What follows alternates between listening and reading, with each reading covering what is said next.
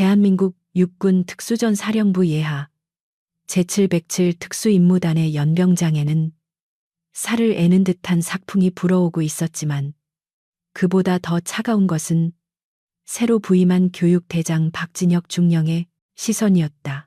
그는 뒷짐을 진 채 날카로운 눈빛으로 도열한 대원들을 천천히 훑어보았는데 마치 사냥감을 물색하는 맹수와도 같은 위압감이 서려 있었다. 그의 시선이 삼중대 일명 트리플 스타라 불리는 여군 특수임무대 앞에서 멈췄을 때 공기마저 순식간에 얼어붙는 듯 했다. 박중령은 마치 더러운 오물을 본 사람처럼 미간을 깊게 찌푸리며 노골적인 불쾌감을 드러냈다. 연병장에 모인 수백 명의 정예 요원들은 숨소리조차 죽인 채 지휘관의 입에서 나올 첫마디를 기다리고 있었지만 그 침묵 속에는 이미 불길하고 불안한 기류가 팽팽하게 흐르고 있었다. 박중령은 천천히 그들 앞으로 다가가더니 대열의 가장 앞에 서 있는 강지원 대위의 명찰을 지휘봉으로 툭툭 치며 비릿한 웃음을 흘렸다. 그는 군인의 기백보다는 장식품을 대하는 태도로 그녀를 위아래로 훑어보며 모욕적인 언사를 준비하고 있었다. 이곳은 국가 최고의 살인 병기들이 모이는 707이다. 사자를 키우는 우리 안에 고양이가 섞여 있다는 보고는 받았지만 실제로 보니 더욱 가관이군. 그의 목소리는 확성기를 통해 연병장 전체에 쩌렁쩌렁하게 울려 퍼졌고 주변에 도열해 있던 남성 대원들조차 예상치 못한 지휘관의 발언에 당혹감으로 눈동자가 흔들렸다. 그러나 강지원 대위는 눈 하나 깜빡이지 않고 정면을 응시하며 완벽한 부동 자세를 유지했다. 박진혁 중령은 그녀의 반응이 마음에 들지 않는다는 듯 혀를 차며 더욱 자극적인 말로 그들의 자존심을 짓밟기 시작했다. 너희들은 군인이라기보다는 국방부 홍보 영상에나 출연해서 미소나 짓는 마네킹에 불과하다. 나는 내 부대 내에 이런 낭비가 존재하는 것을 용납할 수 없다.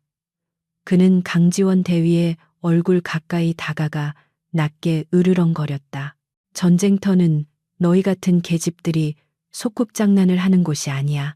총알이 날아오고 팔다리가 잘려나가는 지옥에서 너희들이 할 수 있는 것이라곤 비명을 지르며 도망치는 것뿐이겠지. 내 눈에는 너희가 그저 군복 입은 쓰레기로밖에 보이지 않는다. 그것은 지휘관으로서의 훈계가 아니라 명백한 인격 모독이자 혐오의 표현이었다. 강지원 대위의 뒤에 서 있던 부팀장 이소영 중사의 주먹이 부들부들 떨리기 시작했고 그녀의 입술은 당장이라도 욕설을 내뱉을 듯이 달싹거렸다. 하지만 강 대위는 미동도 하지 않은 채 차가운 강철 같은 목소리로 대답했다. 중령님, 저희는 국가의 부름을 받고 엄격한 선발 과정을 거쳐 이곳에 서 있습니다. 저희의 능력을 증명할 기회조차 주지 않고 모욕하시는 것은 부당합니다. 그녀의 목소리에는 두려움이나 위축됨이 전혀 없었고 오히려 그 당당함이 박중령의 자존심을 건드렸다. 그는 자신이 기대했던 수치심에 젖은 반응 대신 자신과 동등한 위치에서 대화하려는 그녀의 태도에 격분했다. 박중령은 기가 막히다는 듯 헛웃음을 터뜨리며 뒤로 물러나 전체 대원들을 향해 소리쳤다. 증명, 그래 증명이라고 했나? 아주 좋은 자세다. 그는 사악한 미소를 지으며 연병장을 거닐기 시작했다. 이번 동계 전술 훈련은 예년과 다를 것이다. 기상청 예보에 따르면 황병산 훈련장의 기온이 영하 40도 밑으로 떨어질 것이라고 한다. 나는 그곳에서 너희가 얼마나 버틸 수 있는지, 아니 언제 울면서 살려달라고 빌지 똑똑히 지켜볼 생각이다. 그는 삼중대원들을 향해 손가락질하며 선언했다. 너희 쓰레기들이 낙오하는 순간 즉시 전원강제 전역 조치하겠다. 707의 약자는 필요 없다. 지휘관의 폭탄 선언에 연병장은 술렁이기 시작했고 심지어 경험 많은 남성 대원들조차 황병산의 혹한기 훈련이라는 말에 표정이 굳어졌다. 영하 40도의 혹한은 장비마저 얼어붙게 만들고 인간의 생존 본능을 극한으로 몰아붙이는 죽음의 환경이었다. 일반적인 훈련 규정을 넘어서는 가혹한 조건이었지만 박중령은 자신의 권력을 이용해 이를 강행하려 하고 있었다. 그는 이것이 훈련이 아니라 눈엣 가시 같은 여군들을 합법적으로 제거하기 위한 수단임을 숨기지 않았다. 그러나 강지원 대위는 그 위협 앞에서도 조금도 물러서지 않고 오히려 더욱 매서운 눈빛으로 그를 쏘아보았다. 훈시가 끝나고 대열이 해산되자마자 삼중대 생활관은 폭발할 듯한 분노와 억울함으로 가득 찼다. 대원들은 방탄 헬멧을 거칠게 집어던지거나 관물대를 주먹으로 치며 박중령에 대한 적개심을 표출했다. 쓰레기라고요. 우리가 흘린 땀과 피가 얼만데 그따위 말을 합니까? 막내 대원인 김하사 눈에는 분함의 눈물이 고여 있었다. 그들은 누구보다 열심히 훈련했고 남성 대원들과 똑같은 기준을 통과한 엘리트들이었다. 하지만 새로운 지휘관의 편협한 시각 하나 때문에 그들의 모든 노력은 부정당하고 존재 가치마저 위협받는 상황에 처하게 된 것이었다. 강지원 대위는 소란스러운 생활관 중앙에 서서 침착하게 대원들을 진정시켰다. 그녀는 감정적으로 동요하는 대원들을 한 명 한 명 눈을 맞추며 지금 필요한 것은 분노가 아니라 냉철한 판단임을 상기시켰다. 화를 내는 것은 놈이 원하는 대로 해주는 것이다. 박중령은 우리가 실패하고 무너지는 꼴을 보고 싶어 한다. 그녀는 군장을 챙기며 단호하게 말했다. 우리는 말이 아니라 행동으로 보여준다. 그가 우리를 쓰레기라고 불렀나? 그렇다면 우리는 그 쓰레기가 그를 어떻게 씹어먹는지 똑똑히 보여줄 것이다. 그녀의 카리스마 넘치는 리더십의 대원들은 점차 평정을 되찾고 눈빛을 불태우기 시작했다. 출발 준비를 위해 장비실로 이동한 삼중대원들은 평소보다 더욱 꼼꼼하게 장비를 점검했다. 혹한기 작전에서 장비의 결함은 곧 죽음으로 이어질 수 있었기에 총기 손질부터 방한 장비의 결속 상태까지 2중 3중으로 확인했다. 강지원은 대원들에게 지급된 핫팩과 발열조끼 대신 침낭과 비상식량 그리고 응급처치 키트의 비중을 높이라고 지시했다. 기계와 전자장비는 추위에 배신할 수 있다. 오로지 너희 자신의 체력과 정신력 그리고 기본 장비만을 믿어야 한다. 그녀의 경험에서 우러나온 지시사항들은 훗날 닥쳐올 재난 상황에서 생사를 가르는 결정적인 요인이 될 것이었다. 한편 지휘 통제실에 앉아있던 박진혁 중령은 부관에게 따뜻한 커피를 받아 마시며 거만한 태도로 모니터를 응시하고 있었다. 화면 속에는 훈련 준비에 한창인 대원들의 모습이 비치고 있었지만 그는 오로지 삼중대의 움직임에만 관심을 두고 꼬투리를 잡으려 했다. 저것 봐라. 군장 하나 싸는데도 세워라 내워라 하고 있군.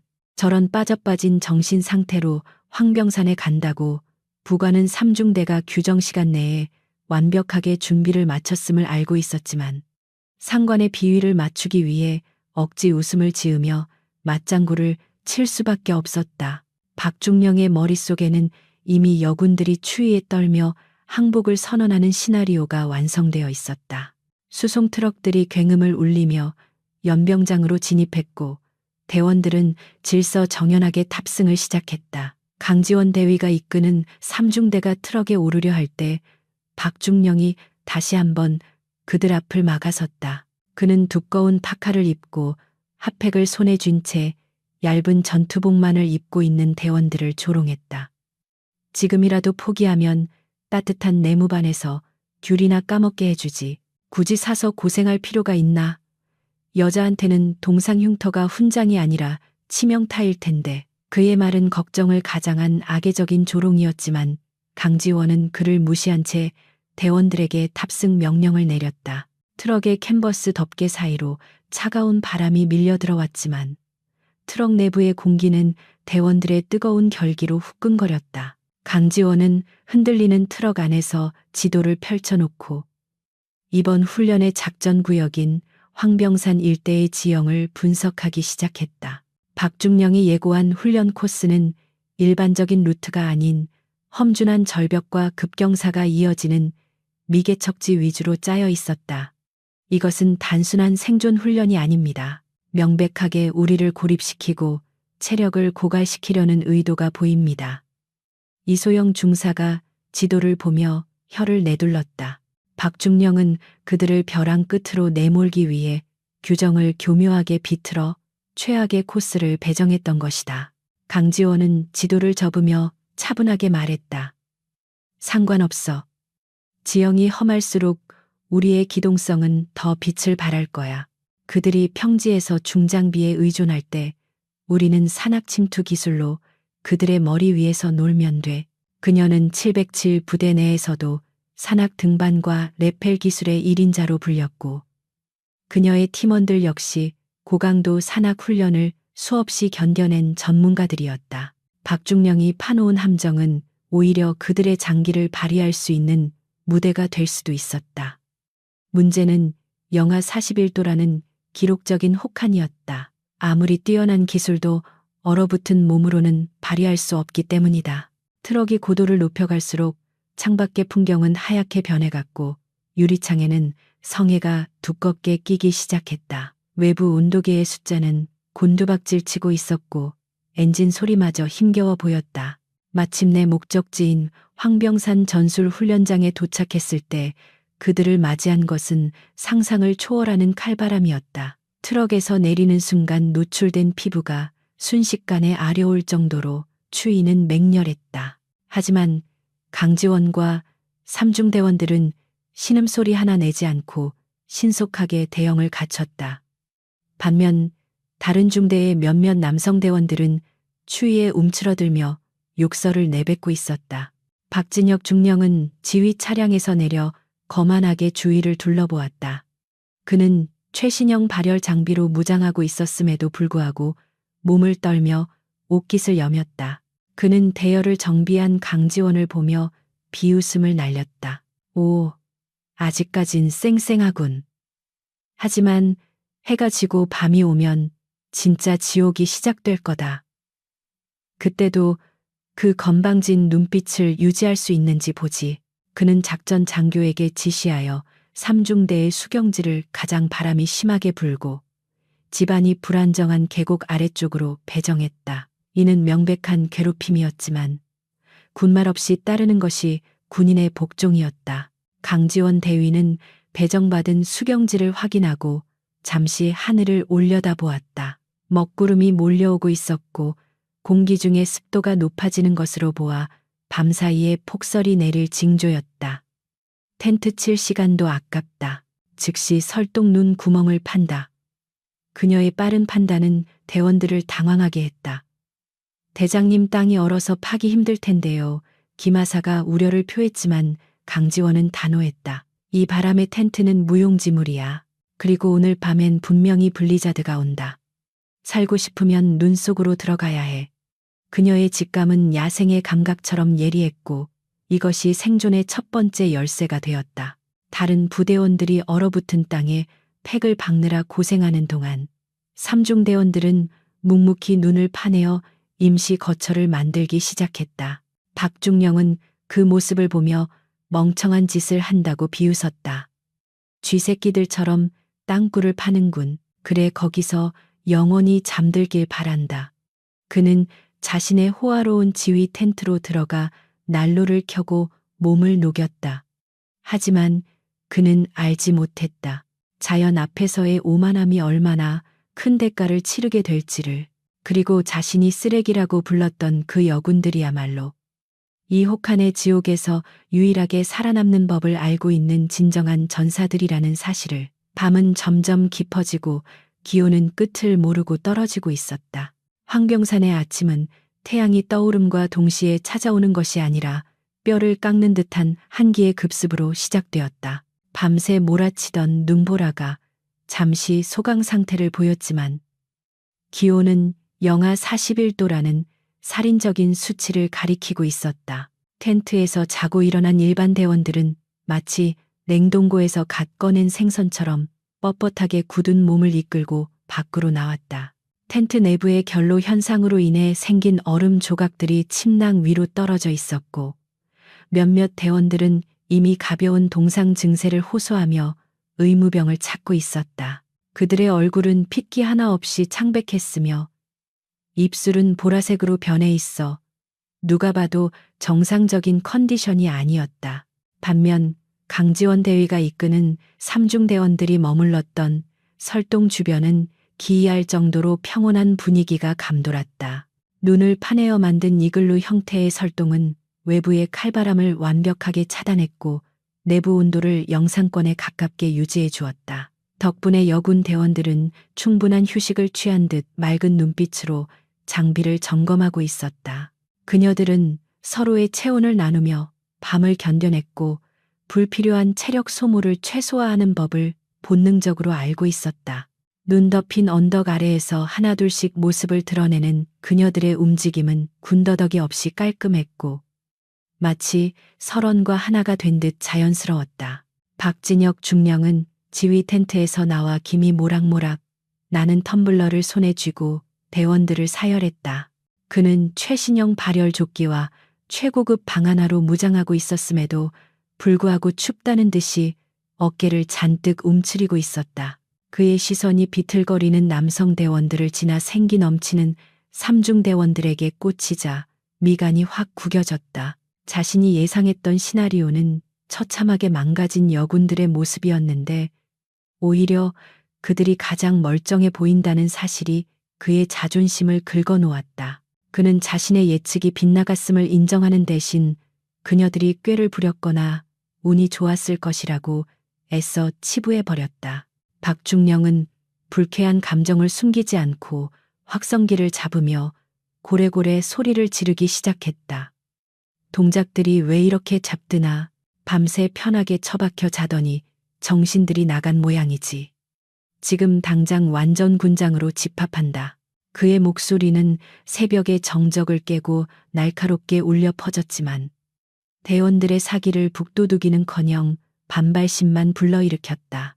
특히 밤새 추위와 싸우느라 한숨도 못 잔 대원들에게 그의 윽박지름은 고문이나 다름없었다. 하지만 계급이라는 절대적인 위계질서 속에서 누구도 감히 불만을 표출할 수 없었고 그저 무거운 군장을 짊어지며 거친 숨만 몰아쉴 뿐이었다.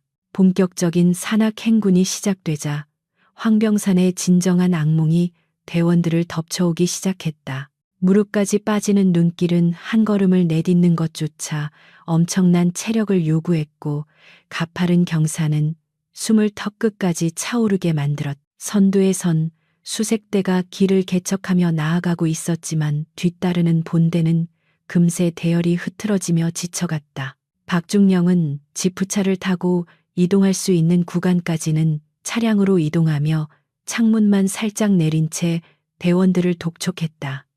더 빨리 움직여 뱅뱅이들이 기어가는 것 같군.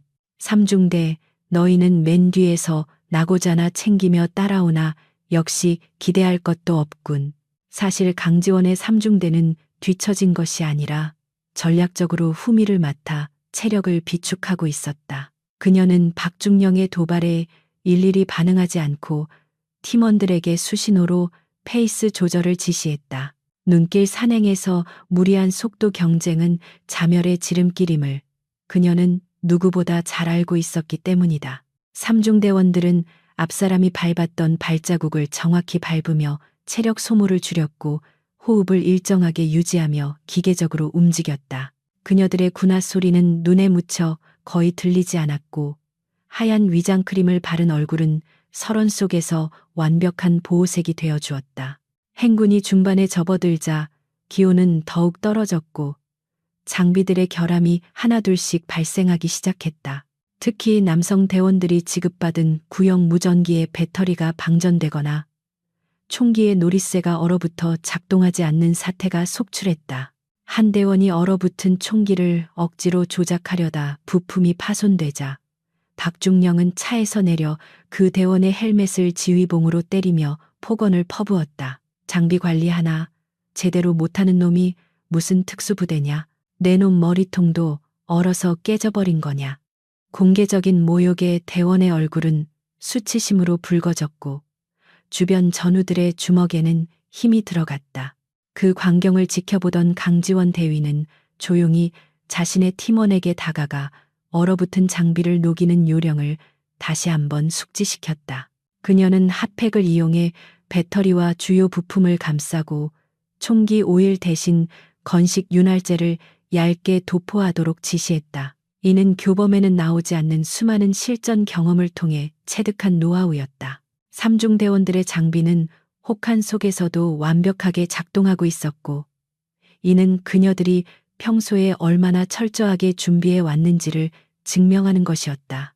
박중령은 그 모습을 보지 못했거나 애써 외면하며 다시 차에 올라타 히터를 틀었다. 경사가 더욱 가파른 깔딱고개에 도달하자 대열은 급격히 느려졌고 곳곳에서 신음소리가 터져 나왔다. 눈 밑에 숨겨진 빙판을 밟고 미끄러지는 대원들이 속출했고 무거운 군장 무게 때문에 일어서지 못하는 경우도 발생했다. 박중령은 차에서 내려 망원경으로 그 모습을 지켜보며 혀를 찼다. 한심하군. 저런 체력으로 무슨 나라를 지키겠다고. 삼중대 너희는 뭐 하나 힘들어하는 전우들 군장이라도 들어줘야 하는 것 아닌가. 너희 주제에 남의 군장까지 드는 건 무리겠지. 그는 여군들의 체력적 한계를 조롱하며 그들의 자존심을 긁어대려 했다. 강지원 대위는 그 말을 듣자마자 묵묵히 자신의 군장을 고쳐매고는 미끄러져 쓰러진 남성 대원에게 다가갔다. 그녀는 거구의 남성 대원을 한 팔로 부축해 일으켜 세우더니 그의 군장까지 자신의 어깨에 걸쳐 셌다. 일어날 수 있겠나? 뒤처지면 죽는다. 내 발자국만 보고 따라와. 그녀의 목소리는 차가웠지만 그 행동에는 묵직한 전우애가 담겨 있었다. 40kg이 넘는 자신의 군장에 30kg에 달하는 남성 대원의 군장까지 더해졌지만 그녀의 걸음걸이는 조금도 흐트러지지 않았다. 이를 본 다른 삼중대원들도 말없이 지쳐 쓰러진 동료들을 부축하기 시작했다. 박중령의 입가에 걸려있던 비웃음이 서서히 굳어지기 시작했다. 그는 여군들이 군장의 무게를 이기지 못하고 주저앉을 것이라 예상했지만 현실은 정반대였다. 오히려 약골이라 칭했던 그녀들이 건장한 남성 대원들을 이끌고 산을 오르는 광경은 그에게 기이한 패배감을 안겨주었다. 주변의 남성 대원들 역시 경외심 어린 눈빛으로 삼중대원들을 바라보기 시작했다. 그동안 편견에 가려져 보이지 않았던 그녀들의 진짜 실력이 극한의 상황에서 비로소 빛을 발하고 있었던 것이다. 하지만 박중령은 자신의 판단 착오를 인정하는 대신 더 가혹한 코스로 그들을 몰아넣기로 결심했다. 전원 주목. 예정된 루트를 변경한다. A 코스는 너무 편안해서 훈련이 되지 않는다. 우리는 곧장 B 코스인 독수리 능선을 타고 정상으로 이동한다. 박중령의 무전이 들려오자 중대장들의 얼굴이 사색이 되었다. 독수리 능선은 황병산에서도 가장 바람이 거세고 지형이 험하여 동계 훈련 시에는 통제가 되는 위험 구역이었다. 안전 장비 없이는 추락사의 위험이 크고 강풍으로 인해 체감 온도가 영하 50도 이하로 떨어지는 죽음의 지대였다. 강지원은 즉시 무전기를 들고 이의를 제기했다. 중령님, 현재 풍속과 기온을 고려할 때 독수리 능선 진입은 자살행위입니다. 대원들의 안전을 보장할 수 없습니다.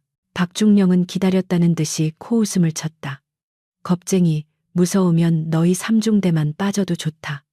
대신 훈련 불참으로 간주하고 전원 징계위원회에 회부하겠다. 선택은 내 몫이다. 강대위. 그는 안전이라는 명분을 내세워 항명하는 그녀를 비겁자로 몰아세우며 막다른 길로 내몰았다. 강지원은 입술을 깨물며 끓어오르는 분노를 삼켰다. 그녀는 자신의 안위보다 팀원들의 커리어가 망가지는 것을 볼 수 없었고 무엇보다 박중령에게 굴복하는 모습을 보이기 싫었다. 알겠습니다. 삼중대 선두에서 루트를 개척하겠습니다. 그녀의 목소리는 서리빨처럼 차가웠고 결연했다. 삼중대가 선두에 서서 독수리 능선으로 진입하자 바람의 소리가 달라졌다. 윙윙거리던 바람 소리는 이제 귀를 찢을 듯한 괴성이 되어 대원들을 위협했고 몸을 가누기 힘들 정도의 강풍이 몰아쳤다. 눈가루가 총알처럼 얼굴을 때려대 고글 없이는 눈을 뜰 수조차 없었다. 강지원은 로프를 꺼내 팀원들을 서로 연결하며 안전을 확보했다. 한 명이라도 놓치면 다 죽는다. 로프의 텐션을 유지해. 그녀의 지시는 짧고 명확했다. 삼중대원들은 마치 거미줄에 연결된 하나의 생명체처럼 유기적으로 움직이며 험난한 바위 능선을 기어올랐다. 반면 준비가 부족했던 후발대는 아비규환이었다. 로프를 제대로 결속하지 못한 대원들이 강풍에 밀려 넘어지기를 반복했고 공포심에 질려 발을 떼지 못하는 병사들도 생겨났다. 박중령은 안전한 후방에서 무전으로 욕설을 퍼부으며 전진을 강요했다. 뭐하고 있어? 빨리빨리 움직이지 못해. 갠 뜨는 놈들은 다 영창 보낼 줄 알아. 그의 독촉은 공포에 질린 병사들을 더욱 패닉 상태로 몰아넣었다. 리더가 보여줘야 할 침착함과 격려는 어디에도 없었고 오로지 자신의 권위를 세우기 위한 광기만이 존재했다. 그때 선두에서 길을 뚫던 강지원의 눈에 심상치 않은 구름의 움직임이 포착되었다. 하늘은 순식간에 잿빛으로 변해 있었고 멀리서 다가오는 눈구름은 거대한 해일처럼 산 전체를 집어삼킬 듯이 위협적이었다. 단순한 눈보라가 아니었다.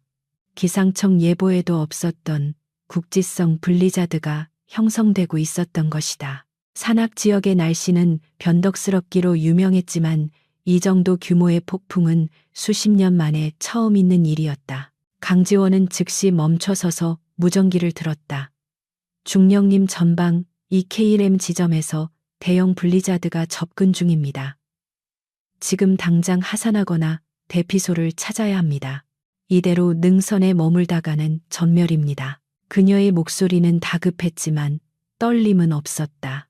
하지만 박중령은 그 경고마저도 훈련을 회피하려는 핑계로 받아들였다. 이제는 날씨 탓인가. 하늘이 무너져도 솟아날 구멍이 있다는데 고작 눈구름 좀 온다고 호들갑 떨지 마라. 계속 전진한다. 정상고지 점령 전까지 휴식은 없다. 그는 자연의 경고를 무시하는 오만함의 극치를 보여주었다. 그의 눈에는 폭풍우보다 자신의 권위에 도전하는 강대위의 태도가 더 거슬렸던 것이다. 강지원은 무전기를 내려놓으며 하늘을 올려다보았다. 검은 구름 속에서 번개가 번쩍이는 것이 보였다. 이것은 인간이 이길 수 있는 싸움이 아니었다. 바람은 더욱 거세져 사람이 서 있기조차 힘들 지경에 이르렀다. 체감 온도는 이미 인간이 견딜 수 있는 한계를 넘어섰고 노출된 피부는 감각을 잃어가고 있었다. 강지원은 팀원들에게 수신호를 보내 대형을 더욱 좁히고 낮은 자세를 취하게 했다. 이제부터는 훈련이 아니다. 생존 서바이벌이다. 내 명령 없이는 절대 독단 행동하지 마라. 그녀의 비장한 목소리가 이니어를 통해 팀원들에게 전달되었다. 트리플 스타의 여전사들은 말없이 고개를 끄덕이며 각자의 위치에서 전투 태세에 돌입했다. 그들의 적은 이제 박중령이 아니라 대자연 그 자체였다. 그 순간 거대한 눈보라가 능선을 강타하며 시야를 완전히 차단해버렸다. 화이트아웃 현상으로 인해 바로 옆에 있는 동료조차 보이지 않게 되었고 무전기에서는 잡음만이 들려왔다. 박중령의 고함 소리도 대원들의 비명도 모두 하얀 어둠 속으로 삼켜져 버렸다. 혼란 속에서 강지원은 침착하게 나침반과 고도계를 확인하며 자신의 위치를 파악하려 애썼다.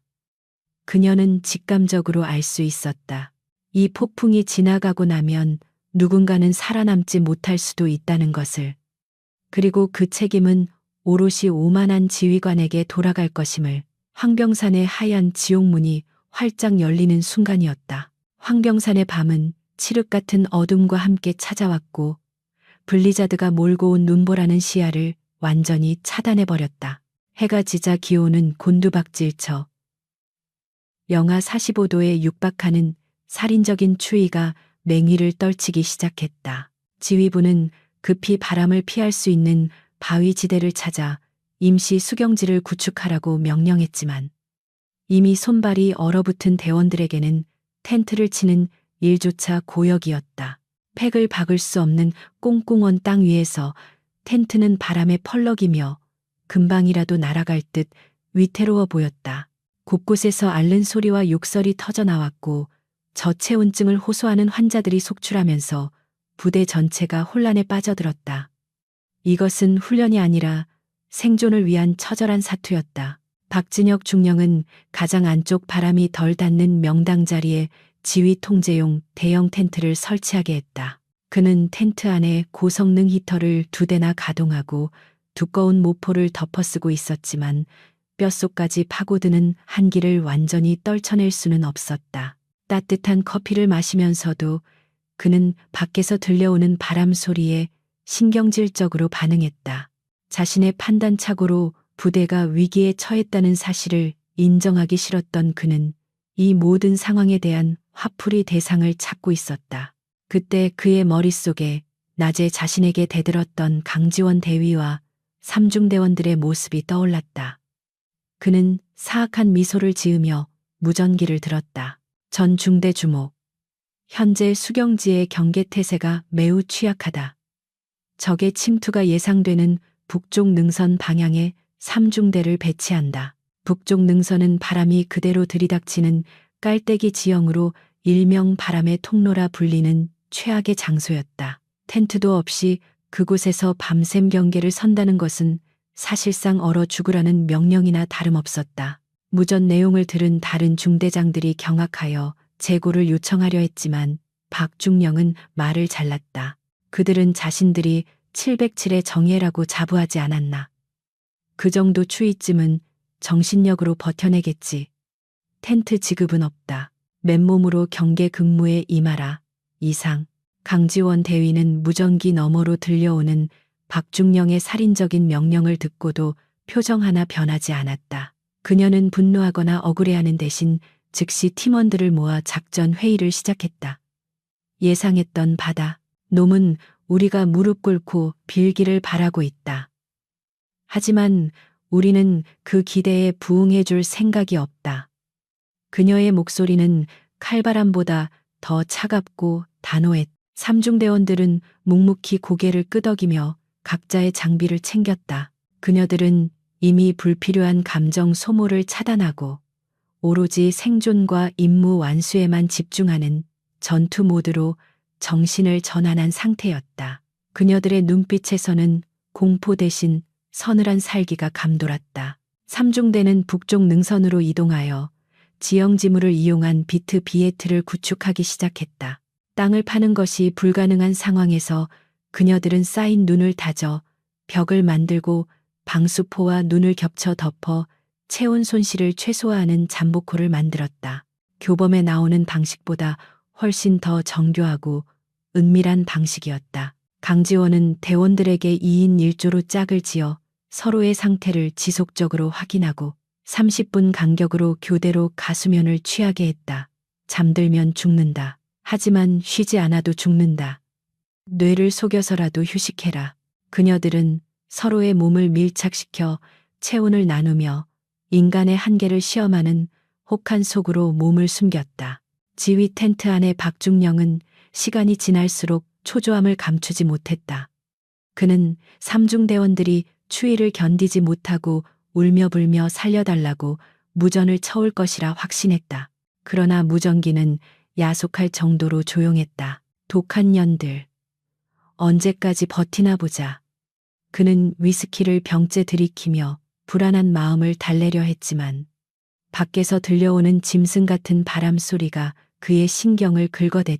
혹시 그들이 모두 동사해버린 것은 아닐까 하는 불길한 생각이 스치자 그는 자리에서 벌떡 일어났다. 만약 훈련 중에 대원 전원이 사망하는 사고가 발생한다면 자신의 군 생활도 끝장이라는 공포가 밀려왔기 때문이다.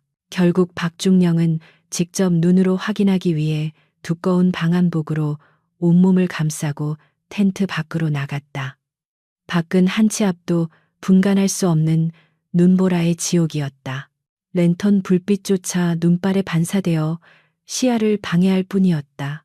그는 비틀거리며 삼중대가 배치된 북쪽 능선으로 향했다. 다른 남성 대원들의 텐트에서는 추위로 인한 신음소리와 이가 딱딱 부딪히는 소리가 들려왔지만 삼중대가 있는 쪽은 죽은 듯이 고요했다.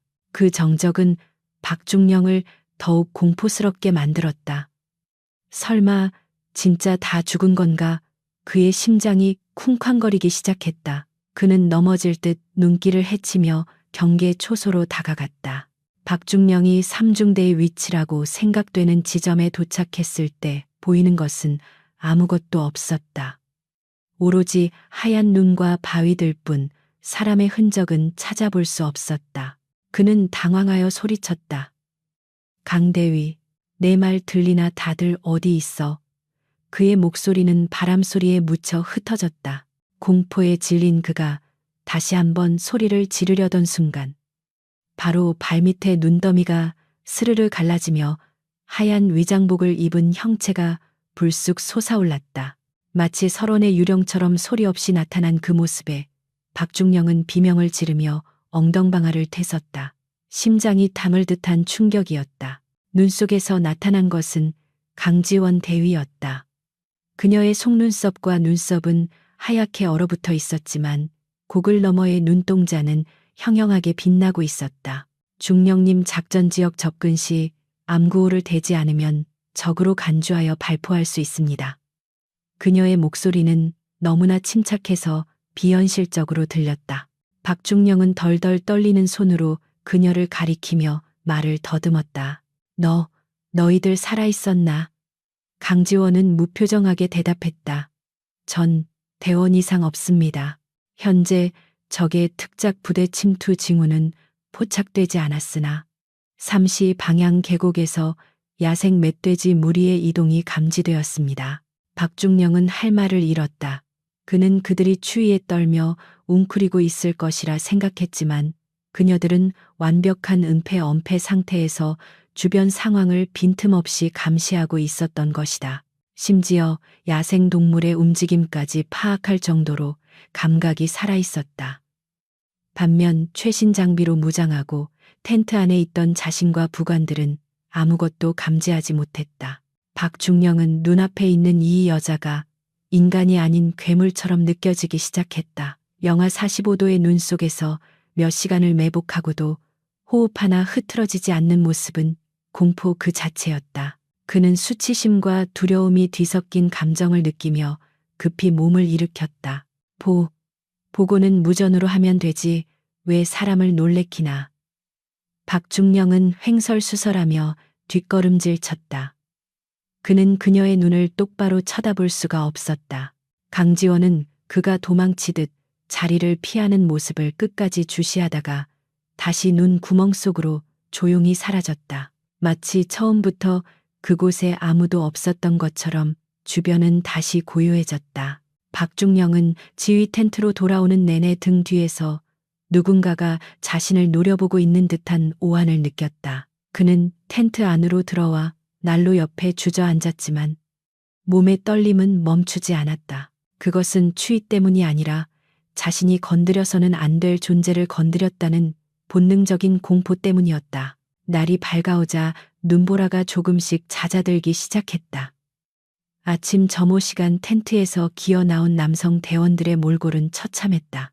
밤새 추위에 시달려 제대로 잠을 자지 못한 탓에 눈은 찌텄고 여기저기서 동상 환자가 발생해 의무병들이 분주하게 뛰어다녔다. 그러나 북쪽 능선에서 복귀하는 삼중대원들의 모습은 충격적이었다. 밤새 눈 구멍 속에서 비박을 했음에도 불구하고 그녀들의 걸음걸이는 당당했고 대열은 흐트러짐이 없었다. 그녀들의 전투복은 눈과 얼음으로 뒤덮여 있었지만 그 모습이 오히려 전설 속의 설산 기사단을 연상케 했다. 남성 대원들 사이에서 수군거림이 퍼져나갔다. 저게 진짜 사람인가? 텐트도 없이 그곳에서 밤을 텄다고 와 독종이다. 진짜 독종이야. 그들의 눈빛은 전날의 무시나 동정에서 경외심과 두려움으로 바뀌어 있었다. 특히 박중령이 삼중대를 고립시키려 했다는 사실을 알고 있던 대원들은 그 가혹한 명령을 수행하고 살아서 돌아온 그녀들에게 말없는 존경을 보내고 있었다. 삼중대가 연병장에 도열하자 주변의 공기마저 달라진 듯했다. 그녀들은 단순히 추위를 견뎌낸 것이 아니라 추위를 지배하고 돌아온 승리자들이었다. 박중령은 퉁퉁 부은 눈으로 그들을 바라보았다. 그는 밤새 악몽에 시달리며 한숨도 자지 못했다. 꿈속에서 강지원 대위는 눈보라가 되어 자신을 집어삼키고 있었다. 그는 이제 그녀들을 쓰레기라고 부를 수 없었다. 아니, 마음속 깊은 곳에서는 이미 패배를 직감하고 있었다. 하지만 그의 비틀린 자존심은 그것을 인정하는 것을 거부했다. 우연이다. 그저 운이 좋았을 뿐이야. 그는 속으로 되뇌며 이를 갈았다. 다음 훈련은 실전 모의 전투다. 그는 거기서야말로 너희들의 미천이 드러나겠지. 그는 마지막 남은 카드를 만지작거리며 다시금 아기를 불태웠다. 강지원은 박중령의 흔들리는 눈동자를 놓치지 않았다. 그녀는 그가 느끼고 있는 공포와 열등감을 꿰뚫어 보고 있었다. 이제 시작일 뿐이다. 당신이 만든 이 지옥이 당신을 가두는 감옥이 될 테니까. 그녀는 팀원들과 눈빛을 교환하며 미세하게 고개를 끄덕였다. 그녀들은 이미 다음 전투를 준비하고 있었다. 밤새 혹한 속에서 단련된 그녀들의 정신력은 강철보다 단단해져 있었고 서로에 대한 신뢰는 그 어느 때보다 견고했다. 황병산의 아침 햇살이 그녀들의 얼어붙은 속눈썹을 비추며 보석처럼 반짝였다. 그것은 다가올 반격을 예고하는 서막과도 같았다.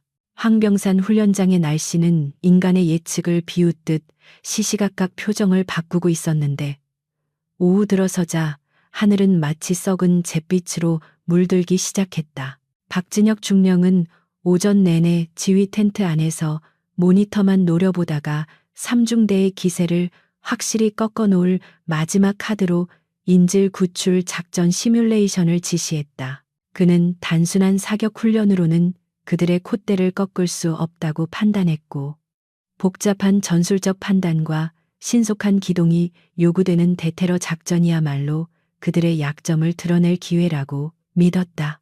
박중령은 훈련장 중턱에 위치한 폐쇄된 산장을 작전 구역으로 설정하고 그곳에 가장 난이도 높은 부비 트랩과 대항군을 배치하도록 명령했다. 강지원 대위와 삼중대원들은 작전 개시 명령이 떨어지자마자 신속하게 장비를 재점검하고 침투 루트를 파악하기 시작했다. 영하 40도의 기온은 총기의 노리쇠 뭉치마저 얼어붙게 만들 수 있었기에 그녀들은 건식 윤활제를 덧바르고 광학 장비의 배터리 보온 상태를 확인하는 등 치밀함을 보였다. 강지원은 대원들에게 짧고 명확하게 작전의 핵심을 전달했다. 이번 훈련의 적은 대항군만이 아니다. 추위로 인해 둔해진 신체 반응 속도가 가장 큰 변수다. 서로의 사각지대를 완벽하게 커버하고 불필요한 동작은 최대한 줄여라. 그녀의 지시에 대원들은 말없이 고개를 끄덕이며 전의를 다졌다. 작전이 시작되자마자 삼중대는 유령처럼 설원을 가로질러 목표 지점인 산장으로 접근해 들어갔다. 그녀들의 발소리는 눈보라 소리에 묻혀 전혀 들리지 않았고 하얀 위장복은 주변 풍경과 완벽하게 동화되어 육안으로는 식별조차 불가능했다. 지휘 통제실 모니터로 이 모습을 지켜보던 박중령은 혀를 찼다. 쥐새끼들처럼 잘도 숨어 다니는군. 하지만 실내 진입 순간 엉망진창이 될 거다. 그는 삼중대가 건물 내부의 좁은 공간에서 패닉에 빠지거나 대항군의 기습에 속수무책으로 당할 것이라 확신하며 비릿한 미소를 지었다. 그러나 박중령의 기대와 달리 건물 진입 후 펼쳐진 상황은 일방적인 학살에 가까웠다. 강지원 대위가 선두에서 문을 박차고 섬광탄을 투척하자마자 대원들은 물 흐르듯 내부로 쏟아져 들어가 각 구역을 장악해 나갔다. 좁은 복도에서의 근접 전투 기술은 교범의 정석을 넘어서는 수준이었고 대항군 역할을 맡은 남성 대원들은 방아쇠를 당겨보기도 전에 제압당해 바닥에 뒹굴었다. 그녀들의 사격 솜씨는 백발백중이었고 인질 식별과 적 제압 과정에서 단 한치의 망설임도 없었다. 모니터를 통해 전송되는 화면은 마치 잘 짜인 액션 영화의 한 장면을 보는 듯했다. 화가 머리끝까지 난 박중령은 더 이상 참지 못하고 자리에서 벌떡 일어났다. 그는 자신이 직접 현장에 가서 그들의 꼬투리를 잡아야겠다고 생각했다. 저건 분명 미리 짜고 치는 게 분명해. 내가 직접 가서 확인하겠다. 부관이 기상 악화를 이유로 만류했지만 박중령은 듣지 않았다. 그는 소수의 경호 병력만을 대동하고 전술 차량에 올라타 산장으로 향하는 비포장 도로를 질주하기 시작했다. 눈발이 점점 굵어지고 있었지만 질투와 분노에 눈이 먼 그에게는 다가오는 위험 신호가 보이지 않았다. 그것이 끔찍한 사고의 서막이 될 줄은 꿈에도 모른 채였다. 박중령의 차량이 산중턱에 다다랐을 때 갑자기 하늘이 무너져 내리는 듯한 폭설이 쏟아지기 시작했다. 이것은 단순한 눈이 아니라 시야를 완전히 하얗게 지워버리는 화이트아웃 현상이었다. 운전병은 당황하여 급브레이크를 밟았지만 빙판길 위에서 차량은 통제 불능 상태가 되어 미끄러지기 시작했다. 차량은 굉음을 내며 도로를 벗어나 가파른 경사면 아래로 굴러 떨어졌고 몇 번의 충돌 끝에 거대한 눈더미 속에 처박히고 말았다. 충격으로 인해 차량의 무전기는 파손되었고 박중령과 동승자들은 부상을 입은 채 고립되고 말았다. 한편 산장 내부를 완전히 장악하고 작전 성공을 알리는 신호를 보낸 강지원 대위는 본부로부터의 응답이 없자 의아함을 느꼈다. 지휘 통제실 여기는 트리플 스타. 작전 완료. 응답 바란다. 무전기에서는 칙칙거리는 잡음만이 들려올 뿐 어떤 지시도 내려오지 않았다. 그녀는 직감적으로 무언가 잘못되었음을 느꼈다. 그때 창밖을 감시하던 저격수 이중사가 다급하게 보고했다. 대장님, 삼시 방향 절벽 아래에서 검은 연기가 피어오르고 있습니다. 차량 사고로 추정됩니다. 강지원의 눈빛이 매섭게 빛났다. 그 방향은 지휘소에서 이곳으로 오는 유일한 루트였다. 강지원은 즉시 대원들을 집결시키고 상황을 판단했다. 박중령이 우리를 감시하러 오다가 사고를 당한 것 같다. 지금 날씨로는 구조 헬기가 뜰 수 없다. 우리가 직접 간다. 몇몇 대원들은 불만 섞인 표정을 지었다. 우리를 쓰레기 취급하던 인간입니다. 그냥 놔두면 알아서 구조 요청하겠죠. 하지만 강지원은 단호하게 고개를 저었다. 그가 쓰레기라고 해서 우리도 똑같은 쓰레기가 될 수는 없다. 군인의 의무는 국민의 생명을 보호하는 것이고 지금 그 국민이 비록 우리를 모욕한 상관일지라도 예외는 아니다. 그녀의 말에 대원들은 다시금 마음을 다잡았다. 삼중대는 신속하게 모두를 전투에서 구조로 전환했다. 그녀들은 산장에 있던 응급처치 키트와 들것을 챙기고 로프를 연결하여 사고 지점으로 향하는 급경사를 내려가기 시작했다. 눈보라는 더욱 거세져 눈을 뜨기조차 힘들었지만 그녀들은 서로의 몸을 로프로 지탱하며 한 발 한 발 신중하게 나아갔다. 강지원은 선두에서 길을 개척하며 끊임없이 주변을 살폈다. 눈 덮인 낭떠러지는 한 번의 실수도 용납하지 않는 죽음의 구간이었지만 그녀의 움직임에는 망설임이 없었다. 그녀의 머릿속에는 오직 사고 현장에 도달해야 한다는 목표 하나뿐이었다. 사고 현장은 처참했다. 박중령이 탄 차량은 반쯤 찌그러진 채 벼랑 끝 나무에 위태롭게 걸려 있었고 운전병과 경호원은 피를 흘리며 기절해 있었다. 박중령은 의식은 있었지만 다리가 끼어 움직이지 못한 채 공포에 질려 비명을 지르고 있었다. 살려줘. 누구 없나. 제발 살려줘. 평소에 거만했던 모습은 온데간데 없고 죽음 앞에서 발버둥 치는 나약한 인간의 모습만이 남아 있었다. 그는 차가운 금속 덩어리 틈새에서 점점 낮아지는 체온과 싸우며 절망에 빠져 있었다. 그때 눈보라 속에서 누군가가 차량 유리창을 두드렸다. 박중령이 흐릿한 눈을 들어 바라본 곳에는 강지원 대위의 얼굴이 있었다. 그녀는 고글을 벗고 차분한 눈빛으로 그를 응시하고 있었다. 중령님 안심하십시오. 삼중대가 도착했습니다. 그 목소리를 듣는 순간 박중령은 안도감과 동시에 형용할 수 없는 수치심을 느꼈다. 자신이 그토록 무시하고 짓밟으려 했던 계집들이 자신의 생명을 구하기 위해 지옥 같은 눈보라를 뚫고 나타난 것이다. 강지원은 유압 절단기가 없는 상황에서 지렛대 원리를 이용해 찌그러진 차체를 벌리기 시작했고, 대원들은 일사불란하게 움직이며 부상자들을 밖으로 끌어냈다. 이봐 강대위, 차가 떨어질 것 같아. 조심해. 박중령은 차량이 흔들릴 때마다 공포에 질려 소리쳤다. 하지만 강지원은 동요하지 않고 침착하게 대답했다. 저를 믿으십시오. 절대 놓치지 않습니다. 그녀는 자신의 안전 로프를 박중령의 허리에 단단히 고정시켰다. 만약 차가 추락한다면 그녀도 함께 끌려 내려갈 수 있는 위험한 상황이었지만, 그녀는 자신의 생명을 담보로 지휘관을 구조하고 있었다. 그녀의 손은 얼음장처럼 차가웠지만 그 소나기 힘은 강철보다 단단하게 박중령을 붙잡고 있었다. 마침내 박중령이 차량에서 빠져나오는 순간 벼랑 끝에 간신히 매달려 있던 차량이 굉음을 내며 아래로 추락했다. 화광하는 소리와 함께 차량이 폭발하며 불길이 치솟았지만 박중령은 이미 강지원과 삼중대원들의 손에 의해 안전한 곳으로 옮겨진 뒤였다. 그는 거친 숨을 몰아쉬며 불타는 차량을 멍하니 바라보았다. 만약 1분이라도 늦었다면 자신은 저 불길 속에 있었을 것이다.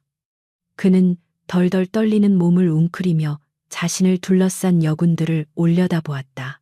그녀들의 얼굴은 검댕과 눈으로 범벅이 되어 있었지만 그 어느 때보다 숭고하고 강인해 보였다. 강지원은 박중령의 상태를 신속하게 확인했다. 다리 골절이 의심됩니다.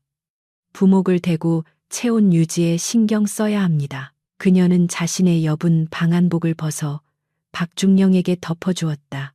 영하 40도의 혹한 속에서 자신의 옷을 벗어준다는 것은 자살행위나 다름없었지만 그녀는 망설이지 않았다. 박중령은 그녀의 행동에 말문이 막혔다. 왜 나를? 그가 말을 잇지 못하자 강지원은 담담하게 말했다. 저희는 707입니다. 전우를 버리지 않습니다. 그것이 저희가 배운 군인 정신입니다. 그 말은 박중령의 심장에 비수처럼 꽂혔다. 구조된 일행은 삼중대의 호위를 받으며 임시 대피소인 산장으로 이동했다. 눈보라는 여전히 맹위를 떨치고 있었고 통신은 두절된 상태였다. 산장에 도착하자마자 강지원은 능숙하게 불을 피우고 부상자들을 돌보았다. 그녀와 대원들은 자신들의 몫으로 챙겨온 비상식량을 끓여 부상자들에게 먼저 나누어 주었다. 박중령은 따뜻한 수프를 받아들고 손을 떨었다. 자신이 마네킹 쓰레기라고 불렀던 그 손길에 의해 목숨을 건졌다는 사실이, 그리고 그들이 보여준 압도적인 전문성과 인류애가 그를 견딜 수 없이 부끄럽 만들었다. 밤이 깊어가면서 산장 밖의 바람 소리는 더욱 거세졌지만 산장 안은 기묘한 침묵이 흘렀다. 박중령은 구석에 누워 강지원과 대원들이 교대로 불침번을 서며 경계하는 모습을 지켜보았다. 그녀들은 지친 기색이 역력했음에도 불구하고 한치의 흐트러짐 없이 임무를 수행하고 있었다. 그는 처음으로 그녀들을 여자가 아닌 군인으로, 그것도 자신보다 훨씬 뛰어난 전사로 인식하기 시작했다. 그의 오만했던 편견의 벽이 황병산의 눈보라 속에서 처참하게 무너져 내리고 있었다. 하지만 이 긴 밤이 지나고 나면 또 다른 시련이 그들을 기다리고 있을 터였다. 강지원 대위는 창가에 서서 어둠 속을 응시하며 생각에 잠겼다. 박중령을 구한 것은 당연한 일이었지만 이것으로 모든 갈등이 해결된 것은 아니었다. 훈련은 아직 끝나지 않았고 그들은 여전히 고립되어 있었다. 그녀는 내일 아침 날이 밝는 대로 부상자들을 이송하기 위한 새로운 작전을 구상하고 있었다. 그녀의 등 뒤로 타오르는 모닥불 그림자가 길게 드리워졌고 그 그림자는 마치 그녀가 짊어진 책임의 무게만큼이나 크고 묵직해 보였다. 폭풍의 중심에서 진정한 리더십이 무엇인지가 조용히 증명되고 있었다. 산장 안의 공기는 무겁게 가라앉아 있었고 밖에서 들려오는 블리자드의 굉음은 마치 굶주린 짐승의 울음소리처럼 대원들의 신경을 긁어대고 있었다. 응급처치를 마친 박진혁 중령은 간이 침대에 누워 고통스러운 신음을 흘리고 있었지만 그보다 더 위급한 것은 두부 외상을 입은 운전병의 상태였다. 그의 호흡은 거칠어지고 맥박은 불규칙하게 뛰고 있었으며 동공 반응조차 희미해지고 있었다. 강지원 대위는 운전병의 상태를 체크한 후 심각한 표정으로 시계를 확인했다. 이대로 날이 밝을 때까지 기다렸다가는 운전병의 생명을 장담할 수 없는 상황이었고 구조 헬기는 이 날씨에 절대 뜰 수 없었다. 강지원은 결단을 내린 듯 자리에서 일어나 대원들을 집합시켰다. 현재 김상병의 뇌압이 상승하고 있다. 이대로 두면 사망한다. 우리가 직접 환자를 이송하여 베이스 캠프까지 하산한다. 그녀의 폭탄 선언에 박중령은 놀라서 상체를 일으키려다 통증으로 얼굴을 찡그렸다. 미쳤나? 이 날씨에 부상자를 데리고 절벽을 내려가겠다고 다 같이 죽을 셈이야. 그의 목소리는 공포로 떨리고 있었다. 그는 밖의 날씨가 얼마나 지옥 같은지 뼈저리게 경험했기에 그 눈보라 속으로 다시 들어가는 것은 자살 행위라고 확신했다. 하지만 강지원의 눈빛은 흔들림이 없었다. 중령님, 여기에 머물면 김상병은 100% 죽습니다. 하지만 이동하면 살릴 확률이 50%는 됩니다. 저희는 그 50%에 걸겠습니다. 강지원은 박중령의 항변을 일축하고 즉시 이동 준비를 지시했다. 삼중대원들은 지체 없이 산장에 있는 자재들을 뜯어내어 견고한 썰매 형태의 들것을 만들기 시작했다. 그녀들은 로프를 엮어 환자의 몸을 고정할 그물을 만들고 충격을 흡수할 수 있도록 침낭과 매트리스를 덧대었다. 그 손놀림은 기계처럼 빠르고 정확해서 지켜보던 박중령조차 혀를 내두를 정도였다. 이것은 단순한 훈련이 아니라 생명을 담보로 한 실전이었다. 이동 준비가 완료되자 강지원은 박중령을 다른 들것에 눕히고 단단히 결박했다. 흔들림이 심할 겁니다.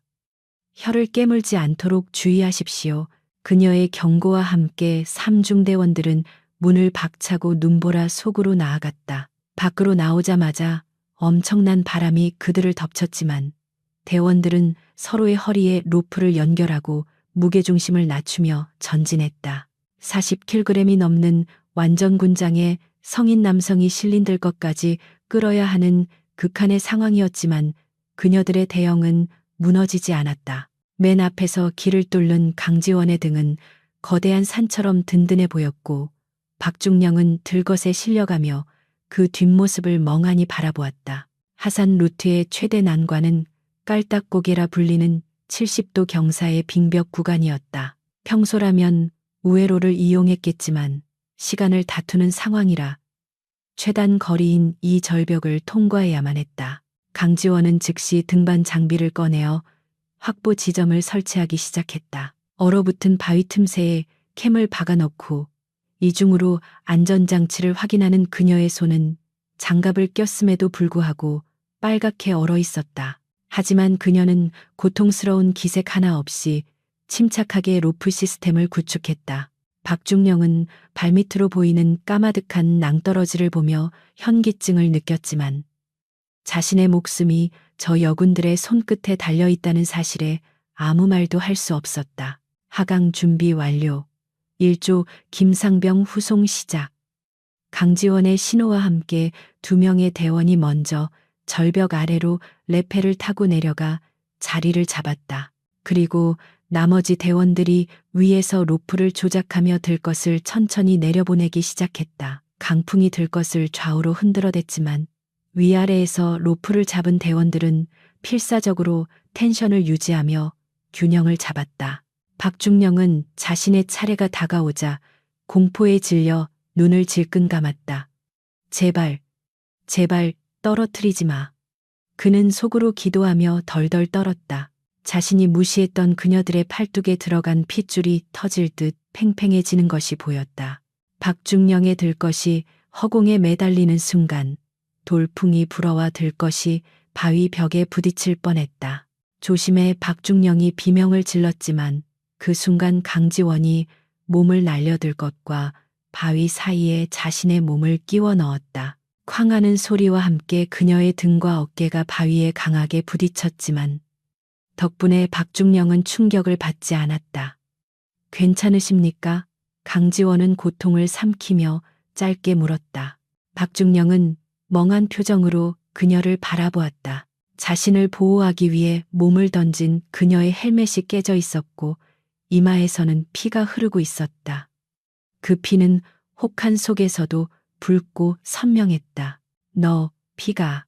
박중령이 더듬거리며 말했지만 강지원은 대수롭지 않다는 듯 손등으로 피를 닦아내고 다시 하강을 지시했다. 별거 아닙니다. 계속 내려갑니다. 그녀의 강인함은 박중령의 상식을 완전히 파괴하고 있었다.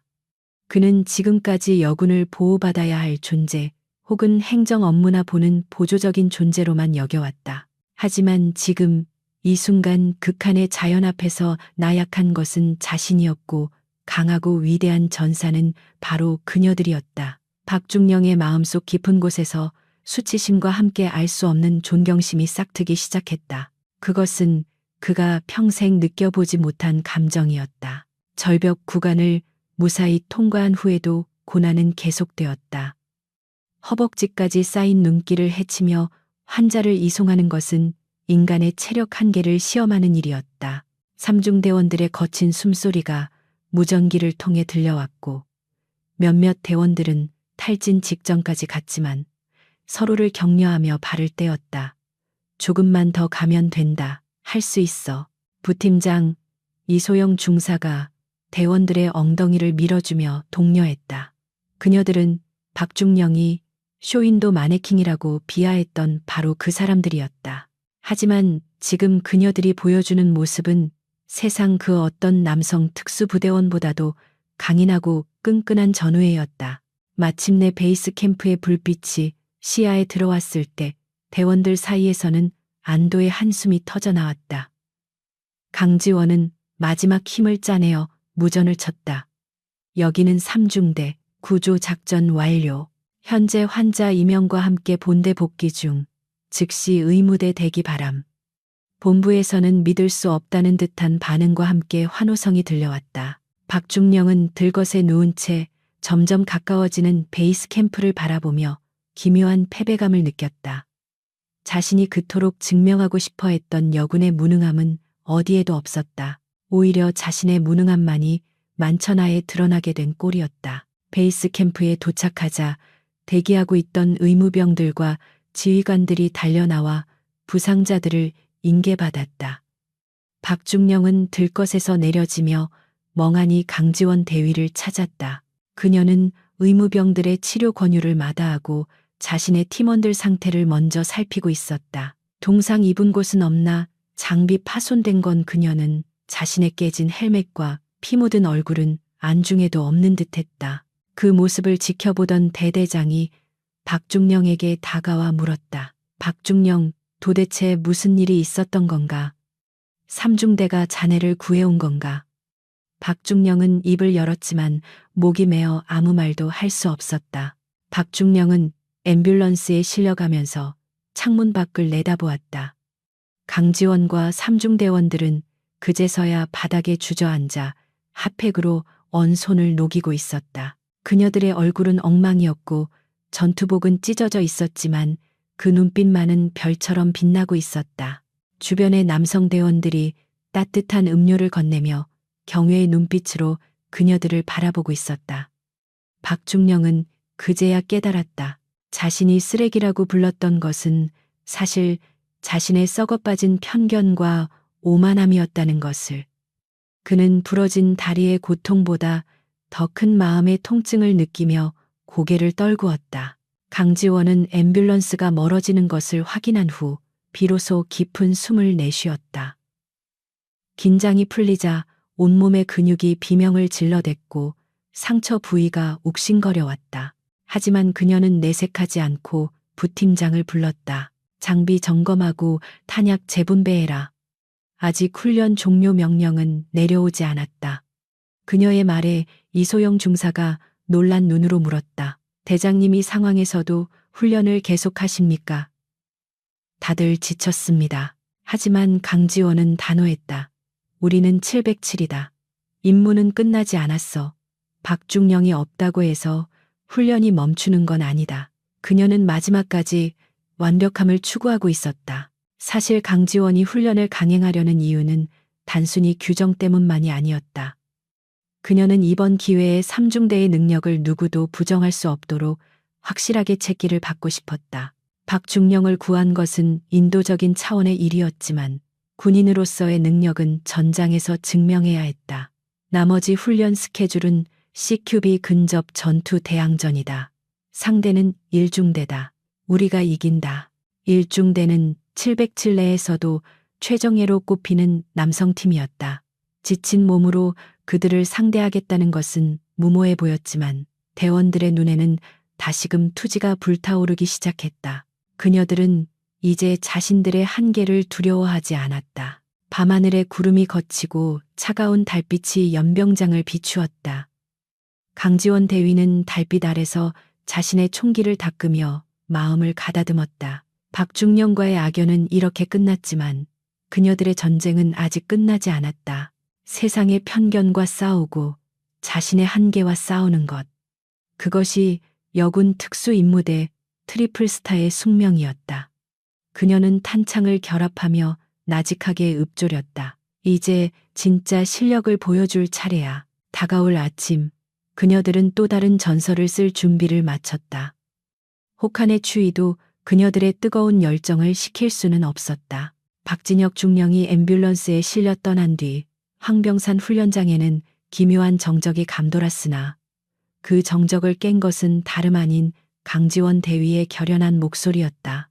그녀는 피 묻은 붕대를 이마에 감고 전투복 곳곳이 찢어진 상태였지만 지휘 통제실로 직행하여 훈련 통제관에게 예정된 일정을 진행할 것을 강력하게 요구했다. 통제관은 기상 악화와 대원들의 부상 상태를 고려하여 훈련을 중단하려 했으나 강지원의 눈빛에서 뿜어져 나오는 살기에 눌려 차마 거절할 수 없었다. 그녀는 이것이 단순한 고집이 아니라 707 부대의 명예와 직결된 문제임을 강조하며 물러서지 않았다. 상대 팀으로 지목된 1중대는 707 특수임무단 내에서도 최정예로 손꼽히는 남성 대원들로 구성된 일명 청룡팀이었다. 1중대장 최대위는 밤새 구조작전을 펼치고 돌아온 3중대원들의 몰골을 보며 난색을 표했다. 그는 지친 동료들을 상대로 승리를 거두어봤자 명예롭지 못할 뿐만 아니라 자칫하면 그들의 부상을 악화시킬 수 있다고 우려했다. 하지만 강지원은 최대위의 배려를 단호하게 거절하며 정정당당한 승부를 원한다고 말했다. 우리를 환자로 취급하지 마라. 전장에서 적은 우리가 지쳤다고 봐주지 않는다. 전력을 다해라. 그녀의 도발적인 발언에 최대위의 눈빛도 진지하게 변했다. 대결 장소는 킬하우스라 불리는 다층 구조의 시가전 훈련장으로 내부는 미로처럼 복잡하고 곳곳에 함정과 사각지대가 존재했다. 1중대는 압도적인 화력과 피지컬을 앞세워 정면 돌파를 선호하는 스타일이었고 3중대는 기동성과 은밀한 침투에 특화된 전술을 구사했다. 강지원은 대원들에게 1중대의 화력에 정면으로 맞서지 말고 그들의 힘을 역이용하는 유도 전술을 지시했다. 그들은 우리가 지쳐서 반응 속도가 느릴 것이라 예상하고 빠르게 밀고 들어올 것이다. 그 조급함이 그들의 약점이다. 우리는 어둠 속에 숨어 놈들의 다리를 묶는다. 훈련 개시 사이렌이 울리자 1중대는 예상대로 섬광탄을 터뜨리며 1층 정문과 창문을 동시다발적으로 타격해 들어왔다.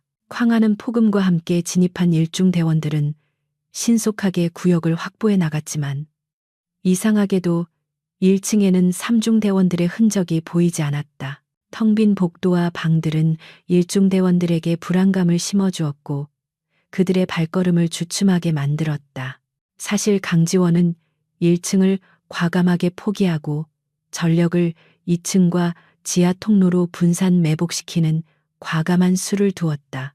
이는 일중대의 화력을 분산시키고 좁은 공간으로 유인하여 각계격파하려는 계산된 전략이었다. 2층으로 진입하던 일중대 선두조가 계단 모퉁이를 도는 순간 천장 환풍구 덮개가 열리며 3중대원이 거꾸로 매달린 채 사격을 가했다. 허를 찌르는 상단 공격에 선두 대원 2명이 가슴에 페인트 탄을 맞고 전사 판정을 받았다. 당황한 일중대원들이 반격을 위해 총구를 위로 돌렸을 때 이미 그녀는 연막탄을 터뜨리고 사라진 뒤였다. 자욱한 연기 속에서 일중대원들의 시야가 차단되자 어디선가 날아온 테이저 건의 전극이 그들의 몸에 꽂혔다. 3중대원들은 정면 승부를 피하고 치고 빠지는 게릴라 전술로 1중대의 진영을 야금야금 무너뜨리고 있었다. 최 대위는 무전기를 통해 들려오는 부하들의 비명소리에 당혹감을 감추지 못했다. 분명 체력적으로 한계에 도달했을 3중대원들이 오히려 평소보다 더 빠르고 날카롭게 움직이고 있었기 때문이다. 그녀들은 마치 이 건물의 구조를 설계한 건축가처럼 모든 통로와 틈새를 자유자재로 활용하며 신출귀몰하게 나타났다 사라졌다.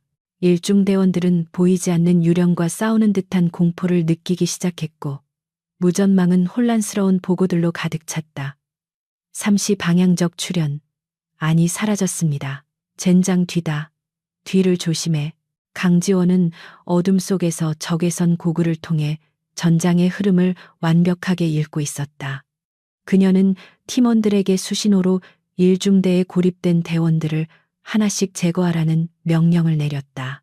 힘의 대결이 아니라 늑대무리가 사냥감을 몰듯이 조직적인 포위망을 구축했다. 3중대의 저격수인 2중사는 좁은 복도의 틈새를 이용하여 1중대의 퇴로를 차단했고 근접 전투 요원들은 소음기가 장착된 훈련용 총기로 소리 없이 적을 제압했다. 박중령이 쓰레기라고 비하했던 그녀들은 지금 훈련장 전체를 자신들의 사냥터로 만들고 있었다. 시간이 지날수록 1중대의 생존자 수는 급격히 줄어들었고 최대위는 남은 대원들을 3층 중앙 홀로 집결시켜 방어선을 구축했다. 더 이상의 각계 전투는 승산이 없다고 판단한 그는 3중대가 진입할 수밖에 없는 길목을 지키며 마지막 결전을 준비했다. 하지만 강지원은 그들이 웅크리고 있는 중앙홀로 들어가는 대신 건물 전체의 전력을 차단해버리는 강수를 두었다. 순식간에 훈련장은 칠흑 같은 어둠에 잠겼고 야간 투시 장비 배터리가 얼마 남지 않은 1중대원들은 극도의 긴장감 속에 빠져들었다. 어둠 속에서 유리가 깨지는 소리와 함께 사방에서 3중대원들이 로프를 타고 창문을 깨고 진입했다. 동시에 섬광탄이 터지며 1중대원들의 시야와 청각을 마비시켰다. 혼란의 도가니 속에서 3중대원들은 미리 약속된 동선으로 움직이며 1중대원들을 근접 격투술 CQC로 제압해 나갔다. 총격전보다는 단검과 개머리판을 이용한 육탄전이 벌어졌고 체격의 열세를 기술과 유연성으로 극복하는 3중대원들의 무시무시한 전투력이 빛을 발했다. 건장한 남성 대원들이 여군들의 관절기 기술에 걸려 바닥에 나뒹굴었고 전세는 완전히 역전되었다. 마지막으로 남은 것은 1중대장 최대위와 3중대장 강지원 대위뿐이었다. 두 지휘관은 중앙홀 한복판에서 서로 총구를 겨누며 대치했다. 최대위는 거친 숨을 몰아쉬며 쓴웃음을 지었다. 인정하지. 너희는 괴물이다. 하지만 나도 쉽게 죽어줄 생각은 없다. 그는 총을 버리고 대검을 꺼내 들며 육탄전을 제안했다. 강지원 역시 총을 등 뒤로 돌리고 대검을 뽑아들었다. 이것은 단순한 훈련을 넘어 서로의 자존심과 명예를 건 마지막 승부였다. 주변의 전사 판정을 받은 대원들은 숨을 죽이고 두 지휘관의 대결을 지켜보았다. 최대위가 묵직한 기압과 함께 찌르기 공격을 들어오자 강지원은 몸을 낮게 숙여 공격을 흘려내고 그의 품으로 파고들었다. 힘으로 맞받아치는 대신 상대의 힘을 이용하는 유도 기술로 그의 중심을 무너뜨리려 했다. 두 사람의 군화가 바닥을 긁으며 팽팽한 긴장감이 흘렀고 쇠와 쇠가 부딪히는 소리가 날카롭게 울렸다. 최대위의 힘은 강력했지만 밤새 구조작전으로 몸이 굳어있는 강지원에게는 치명적인 위협이었다. 하지만 그녀는 초인적인 정신력으로 고통을 억누르며 그의 빈틈을 노리고 있었다. 결정적인 순간 최대위의 큰 동작을 간파한 강지원이 그의 팔을 휘감으며 업어치기를 시도했다. 최대위는 버티려 했으나 이미 체력 소모가 심했던 탓에 중심을 잃고 공중에 떴다. 쿵 하는 둔탁한 소리와 함께 거구의 최대위가 바닥에 매닫고 강지원은 즉시 그의 목에 대검을 겨누었다. 체크메이트. 그녀의 차가운 목소리가 어둠 속에 울려 퍼졌다. 최대위는 천장을 바라보며 허탈한 듯 웃음을 터뜨렸다. 내가 졌다. 완벽한 패배야. 훈련 종료를 알리는 버저 소리가 울리자 훈련장 내의 조명이 다시 켜졌다. 통제실에서 이 광경을 지켜보던 고위 장교들과 참관단은 할 말을 잃고 침묵에 빠졌다. 707 부대 역사상 여군팀이 남성 최정예 팀을 상대로 전멸에 가까운 완승을 거둔 것은 전례가 없는 일이었다. 특히 박중령이 그들을 공개적으로 모욕하고 가혹한 훈련으로 몰아넣은 직후에 거둔 승리였기에 그 충격은 더욱 컸다. 그것은 단순한 훈련 성과가 아니라 부당한 권력과 편견에 맞서 실력으로 쟁취한 통쾌한 복수극이었다. 참관석 구석에 앉아있던 여군 후배 장교들은 감격에 겨워 눈물을 흘리기도 했다. 강지원 대위는 대원들을 일으켜 세우고 승리의 환호 대신 절도 있는 거수경례로 상대팀에 대한 예우를 표했다. 일중 대원들 역시 부끄러움보다는 진심 어린 존경의 눈빛으로 그녀들을 바라보며 박수를 보냈다. 그들은 몸소 체험했다. 그녀들이 홍보용 마네킹이 아니라 자신들의 등을 맡길 수 있는 진정한 전우이자 때로는 자신들을 압도할 수 있는 무서운 실력자라는 사실을 말이다. 훈련장에 울려 퍼지는 박수 소리는 그동안 삼중대를 짓누르던 모든 오명과 차별을 씻어내고 있었다. 지휘관 회의실에서는 긴급 평가 회의가 열렸고 주제는 단연 삼중대의 놀라운 성과였다. 사령관은 CCTV 화면에 잡힌 강지원의 전술적 판단과 대원들의 움직임을 반복해서 돌려보며 감탄을 금치 못했다. 박중령이 삼중대를 해체하려 했다는 보고가 사실인가? 사령관의 질문에 참모는 고개를 끄덕이며 박중령이 작성했던 삼중대 부적격 보고서를 제출했다. 사령관은 그 보고서를 훑어보다가 책상 위에 내던졌다. 이런 훌륭한 자원들을 쓰레기라고 불렀다니. 눈이 삐어도 단단히 삐었군. 박중령에 대한 징계위원회를 소집해 그리고 강 대위와 삼중대원들에게는 표창을 상신한다. 한편 의무실에서 치료를 받고 있던 박진혁 중령은 부관으로부터 훈련 결과를 전해 들었다. 그는 일중대가 처참하게 패배했다는 소식에 믿을 수 없다는 표정을 지었다. 말도 안 돼. 그 계집애들이 청룡팀을 이겼다고 조작이야. 이건 조작이라고. 그는 현실을 부정하며 소리를 질렀지만 깁스에 묶인 다리처럼 그의 입지는 이미 꼼짝달싹할 수 없는 처지였다. 그는 자신이 팠던 함정에 스스로 걸려들었고 자신이 무시했던 존재들에 의해 비참하게 구원받았으며 마지막 자존심마저 철저하게 짓밟혔다. 훈련이 모두 끝나고 삼중대원들은 서로를 끌어안으며 비로소 참았던 눈물을 터뜨렸다. 극한의 추위와 부당한 대우, 그리고 육체적인 한계를 모두 이겨낸 승리의 눈물이었다. 강지원은 팀원들의 어깨를 하나하나 두드려주며 격려했다. 그녀의 눈시울도 붉어져 있었지만 표정만은 그 어느 때보다 환하게 빛나고 있었다. 너희들이 자랑스럽다. 오늘 우리는 증명했다. 우리가 누구인지, 그리고 무엇을 할 수 있는지. 그녀의 말에 대원들은 힘차게 구호를 외쳤다. 황경산의 차가운 바람도 이제는 그녀들의 뜨거운 열기를 식힐 수 없었다. 밤하늘에는 수많은 별들이 쏟아질 듯 반짝이고 있었고 삼중대의 팀명인 트리플스타처럼 그녀들은 어둠 속에서 가장 밝게 빛나고 있었다. 이번 훈련은 707 부대 내에서 전설처럼 회자될 것이며 앞으로 그 누구도 여군이라는 이유만으로 그녀들을 퍼마하지 못할 것이다. 강지원은 밤하늘을 올려다보며 생각했다.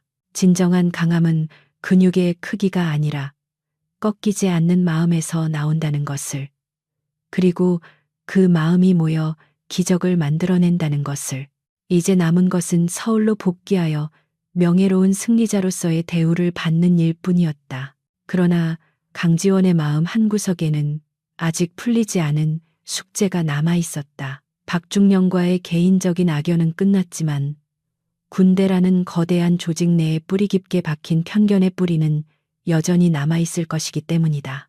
그녀는 이번 승리에 안주하지 않고 더 높은 곳을 향해 나아가리라 다짐했다. 자신이 걷는 길이 후배 여군들이 걸어갈 이정표가 될 것임을 알기에 그녀는 잠시도 멈출 수 없었다. 황병산의 겨울은 끝나가고 있었지만 그녀들의 봄은 이제 막 시작되고 있었다.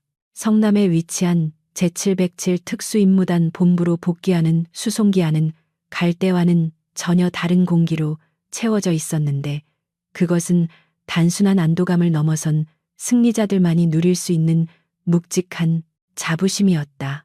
황병산의 지옥 같은 추위 속에서 살아남은 삼중대원들은 서로의 어깨에 기대어 부족한 잠을 보충하고 있었지만 그녀들의 입가에는 희미한 미소가 걸려 있었다. 창밖으로 보이는 서울의 야경은 평온했지만 그녀들이 겪어낸 지난 며칠은 그 어떤 전쟁터보다 치열했고 뜨거웠던 시간이었다. 이제 그녀들은 더 이상 증명할 필요가 없는 존재들이 되어 금이 환영하고 있었으며 이 복귀는 707 부대 역사의 새로운 장을 여는 개선 행진이나 다름없었다. TF 북충 7 충7 성남에 위치한 제707 특수임무단 본부로 복귀하는 수송기 안은 갈대와는 전혀 다른 공기로 채워져 있었는데 그것은 단순한 안도감을 넘어선 승리자들만이 누릴 수 있는 묵직한 자부심이었다. 황병산의 지옥 같은 추위 속에서 살아남은 삼중대원들은 서로의 어깨에 기대어 부족한 잠을 보충하고 있었지만 그녀들의 입가에는 희미한 미소가 걸려 있었다. 창밖으로 보이는 서울의 야경은 평온했지만 그녀들이 겪어낸 지난 며칠은 그 어떤 전쟁터보다 치열했고 뜨거웠던 시간이었다.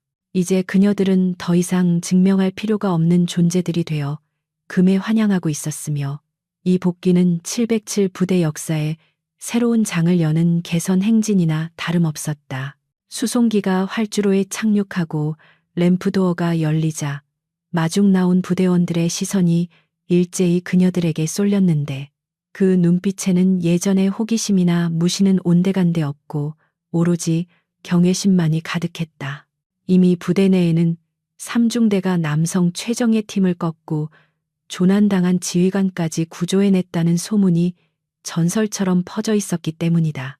강지원 대위가 선두에서 절뚝거리는 다리를 이끌고 당당하게 걸어 나오자 대기하고 있던 행정병들과 타 중대원들은 약속이나 한 듯 길을 터주며 침묵으로 경의를 표했다. 그 침묵은 환호성보다 더 큰 울림으로 다가왔고 그녀들이 쟁취한 위상이 얼마나 높아졌는지를 단적으로 보여주는 장면이었다. 다음 날 오전 사령부 대회의실에서는 박진혁 중령에 대한 긴급 징계위원회가 소집되었고 분위기는 살얼음판을 걷는 듯 무거웠다. 병원에 입원 중인 박중령을 대신해 그의 변호인 격인 법무장교가 참석했지만 조사관들이 제시한 증거들은 너무나 명백하고 치명적이었다. 훈련 규정을 무시한 무리한 코스 변경 악천 후 경보를 무시한 작전 강행, 그리고 무엇보다 부하들을 위험에 빠뜨리고 자신만 살기 위해 안이하게 대처했던 지휘관으로서의 자질, 부족이 낱낱이 파헤쳐졌다. 스크린에 띄워진 박중령의 찌그러진 차량 사진과 삼중대원들이 목숨을 걸고 그를 구조하는 영상은 회의실 안의 장성들을 침묵하게 만들었다. 징계위원장은 감찰 보고서를 읽어내려가며 분노를 감추지 못하고 책상을 주먹으로 내리쳤다.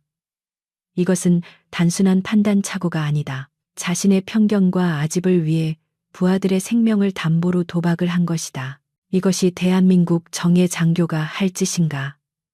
특히 박중령이 삼중대를 쓰레기라고 지칭하며 인격 모독을 했다는 증언이 나오자 위원들의 표정은 경멸로 일그러졌다. 군대는 명예를 먹고 사는 조직인데 지휘관이 스스로 그 명예를 짓밟은 행위는 용서받을 수 없는 대역죄였다. 결국 위원회는 만장일치로 박중령의 보직 해임과 동시에 중징계를 결정했고, 이는 사실상 그의 군 생활에 사형 선고를 내린 것이나 다름없었다. 한편 국군수도병원 VIP 병실에 누워있던 박진혁 중령은 창밖을 바라보며 멍한 표정을 짓고 있었지만 그의 속은 이미 시커멓게 타들어가고 있었다.